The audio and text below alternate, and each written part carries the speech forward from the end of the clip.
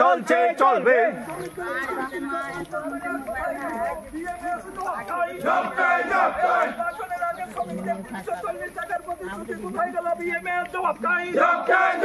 শ্রমিকদের মজুরি 340 টাকা হলো না কেন? যেটা আমাদের সিআইটি অনুমোদিত এই কালীশাসন চা বাগানে আমরা বাগান কমিটির পক্ষ থেকে আমরা বাগান কর্তৃপক্ষের কাছে 10 দফা দাবি আমরা ইতিমধ্যে দিয়েছি। এই দাবিগুলোর মধ্যে যেমন তাদের বিভিন্ন দাবি, বাগানের ডাক্তার কম্পাউন্ডার স্থায়ীভাবে যাতে রাখে এবং যারা বাইরে চিকিৎসিত হয় তাদের চিকিৎসার পর যে বিল, সেই বিলগুলি যাতে পায়, পাতির গামছা বছরে 2 বার, চপ্পল, ছপি, বর্ষার সময় বৃষ্টিতে ভিজা যায় তার জন্য ছপি দেওয়া, এই ডিমান্ডগুলি আছে। এবং ক্র্যাশ বাগানের যারা বিশেষ করে মহিলা শ্রমিক আছে তাদের জন্য ক্র্যাশ চালু করা, স্থায়ী শ্রমিক নিয়োগ করা, দীর্ঘদিন ধরে সেখানে স্থায়ী হইতেছে না। হ্যাঁ, প্রায় 300-র মতো অস্থায়ী শ্রমিক আছে, আর স্থায়ী শ্রমিক আছে মাত্র 92 জন। আমরা বলছি আপনারা স্থায়ী করেন। আমরা টাইম দিচ্ছি 1 মাসের মধ্যে, যাতে বাগানে সেখানে 132 জন যারা পিএফ পায় অস্থায়ী শ্রমিক তাদেরকে যাতে ইতিমধ্যে স্থায়ী করে।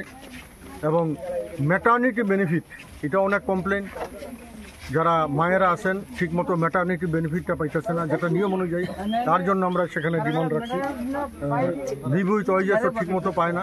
এবং সব থেকে মারাত্মক হচ্ছে লিভ উইথ ওয়েজেস, এটা শ্রমিকরা বছরে 15 দিন পায় কাজের উপর, এবং তার নিয়ম অনুযায়ী তার প্রয়োজনে সে পাইব। প্রত্যেকটা বাগানে আমরা দেখতেছি যে বিশেষ করে এই জানুয়ারি ফেব্রুয়ারি মাসে একসাথে সমস্ত শ্রমিকদের সেই লিভ উইথ ওয়েজেস তারা দিতেছে। ফলে তাদের যখন প্রয়োজন তখন তারা কিন্তু লিভটা এনজয় করতে পারে না, তখন তারা গড় হাজির হয়ে যায়। আমরা কিছু এটা চলতে পারে না। লিভ মানে কি? লিভ মানে আমার প্রয়োজন আমি নিব, আর আপনারা চাপাই দিতেছেন, এটা হইতে পারে না। এই মোটামুটি দাবি নিয়ে আমরা এখানে 10 দফা দাবি আমরা প্লেস করছি সমস্ত শ্রমিকদের নিয়ে, এবং আগামী 1 মাসের মধ্যে আমরা করতেছি সেটা কার্যকর করার জন্য। যদি না হয় আগামী দিনে আমরা বৃহত্তর আন্দোলন আমরা করবো, নিবেদন করছি। এবং আন্দোলন ছাড়া শ্রমিকের দাবি সেখানে আদায় করা সম্ভব না। মালিক আমাদের কথা শুনলো দিয়া দিব, এটা যদি আমরা মনে করি তাহলে ভুল। এবং এটা তো ঠিক, আজকে শ্রমিকরা 176 টাকা হাজিরা, বামফ্রন্ট সরকার 2017 সালে ডিসেম্বর মাসে যেটা কার্যকর করছিল, সেই হাজিরাটা 2018-তে বিজেপি হওয়ার পর কার্যকর করছে কোন সময়? প্রায় 4 বছর পরে সেটা কার্যকর করল। এই যে দীর্ঘ 4 বছরের এরিয়ার শ্রমিকরা পায় না, 1 টাকাও পাইছে না সেখানে।